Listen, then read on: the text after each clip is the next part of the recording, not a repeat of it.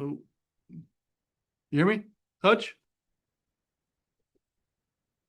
Yeah, sorry about that. Hey, Coach, appreciate you taking some time to talk to us. Y'all usually don't get a midweek off like you have this week. I'm curious what the schedules look like this week. However, y'all using that extra time.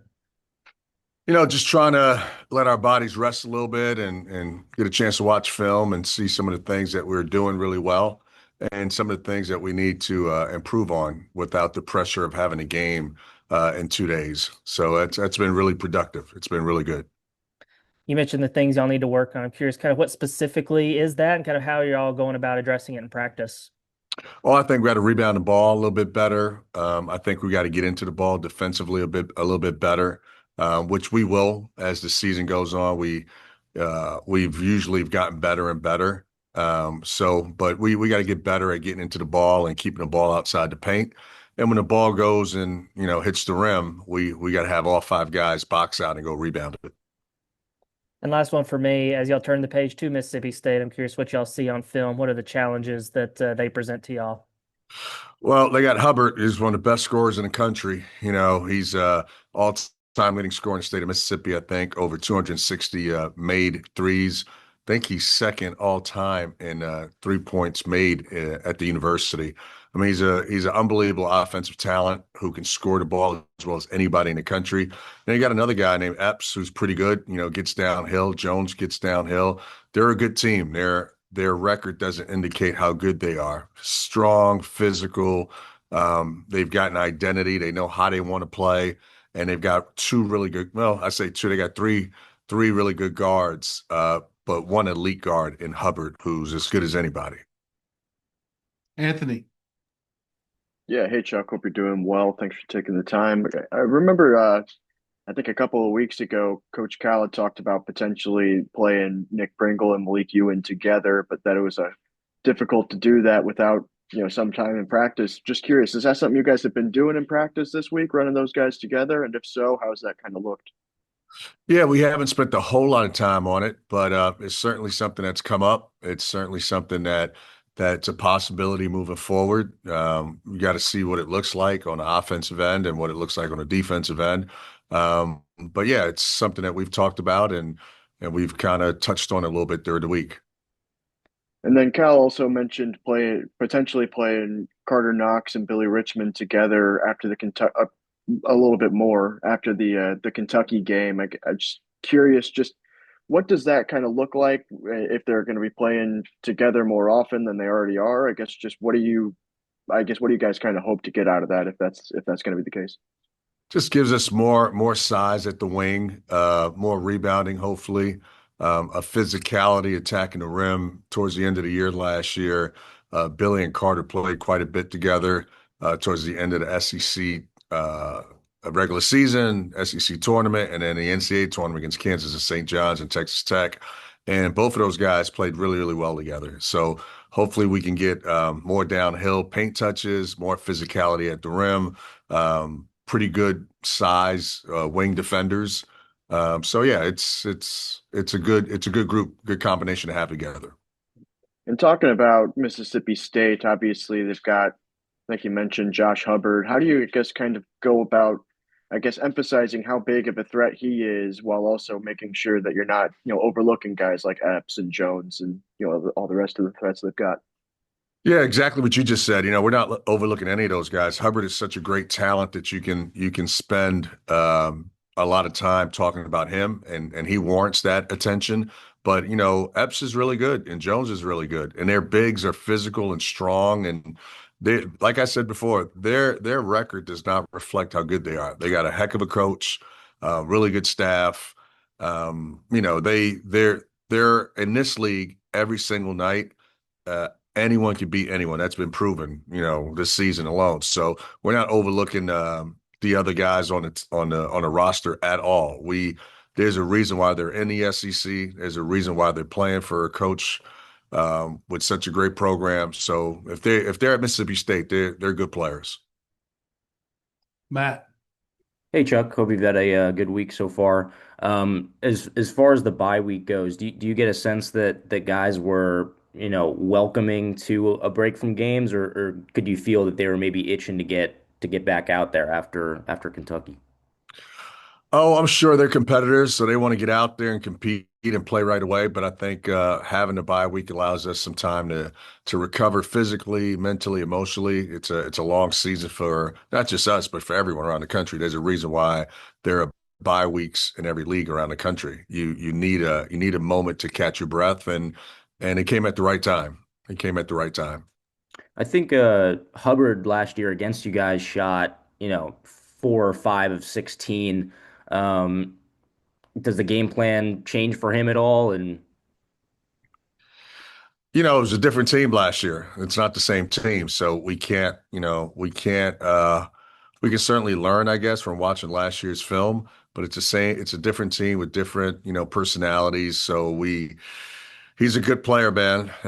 He's averaging 20 points a night. I know in league play the last 5 games, he's not scoring it as much, but I mean, he is the all-time leading scorer in Mississippi history, high school, and over 260. I can't emphasize that enough.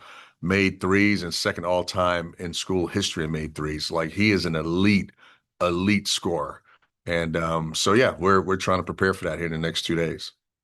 and then Coach Cal was saying on Saturday that he's wanting a little bit more from both Carter and Nick. For how long you've been in the game, do you think that there's one thing that there's a change, one thing they can change where the breakthrough is then going to open up? Yeah, I think for both of those guys, they just need to get lost in the game. Get lost in the game, play hard, defend, rebound, do the little things, the simple things, and then I think you'll start to see the production that people are looking for in the offensive end. Those guys play really, really hard. They commit on a defensive side of the ball. At times, the numbers don't reflect that on the offensive side, but if they just relax and get lost in the game, I think good things are going to happen for both of those guys. And I guess how important, down the second half, down the stretch, how important is it to have both Carter and Nick's, offensive scoring too? Yeah, any production on the offensive end from Nick and Carter obviously is welcome, but it's going to happen. You just can't force it. It's going to happen. Everyone's on their own journey. Everyone develops differently. We're fully confident in both of those guys being able to help us on both sides of the ball. Jackson? Hey Chuck, we saw Malik walk in with the boot after the Kentucky game. Just curious, has he been able to practice with you guys this week? Yeah. He's fine, and he's been in practice. He's been good. Yeah. At the midway point of the SEC schedule, you already mentioned the rebounding. What else, like when the coaching staff thinks about this team at night, are like some things that you guys really want to, improve or solidify over the second half of the SEC slate? Oh, I just think, getting out in transition, I think we're really, really good when we get out in transition, but that coincides with rebounding the ball. Rebound the ball, get stops, get out in transition, get paint touches. When the ball is moving and we've got bodies moving, we're really difficult to defend. We've got multiple options at any given time on the floor. But when the offense is stagnant, the ball's not moving as much. You don't get the production that you want. And we got to give the opposing team credit too. Those guys get paid as coaches and they got good players. So at times when we're stagnant, some of that has to do with the opposing team. For as brilliant as Darius has been, does he have to kind of be this springboard in that ball movement, maybe not have the ball sticking to his hands so much? I mean, I know he's been so good, it's hard to ask him to do that, but is that part of something that can maybe elevate this team just a little bit more ball movement from the guards there?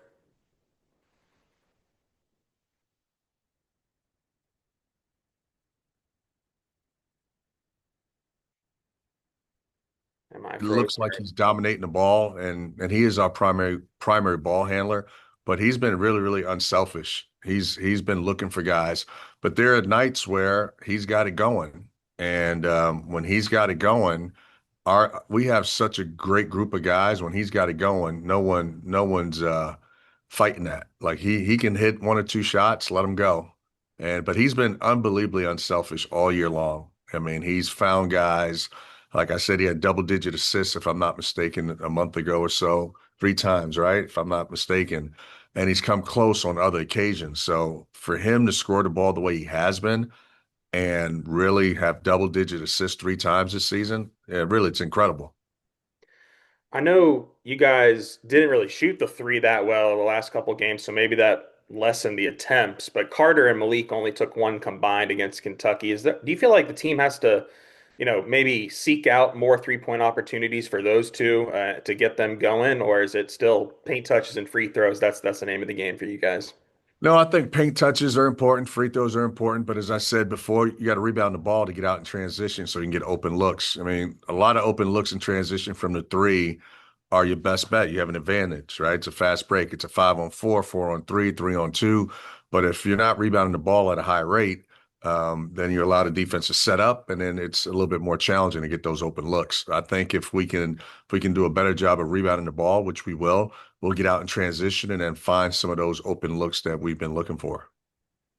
Last one for me. The Kentucky game was just so emotional. How has the team responded? And I don't know, one, two practices you've had since then. And do you guys talk with them now about, hey, you're headed on the road, two teams towards the bottom of the SEC standings. The focus has to remain here.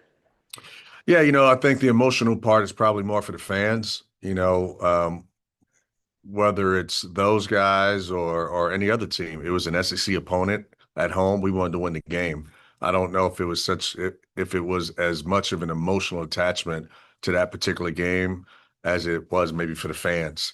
But yeah, we moved on and we got to get ready for Saturday night. We've got a tough team at home against one of the best scorers in the country with some really, really good guys on that roster, and we're gonna get ready for those guys Saturday night, Saturday afternoon. Anthony. Yeah, just last one from me. I know you've mentioned, rebounding, defensive rebounding, getting out transition and stuff like that. But after the Kentucky game, Coach Cal talked about maybe trying to do some things differently on the defensive end. Just curious, just what have you guys been working on defensively over the past few days and practices? And I guess just what more do you want to see on that end of the ball? Closing out high hands on shooters, a little bit more focused on personnel, knowing who are drivers, who are shooters, who are slashers, just tightening up the personnel part of it. And then as always, at the end of the shot clock, around the country, it's going to probably come down to ball screen offense versus ball screen defense. So we can always improve in our ball screen defense, but we did last year as the year went on, and I've got no doubt that we'll improve as the year goes on here. Thanks, Coach. Appreciate your time. Man, I appreciate you guys. Thanks.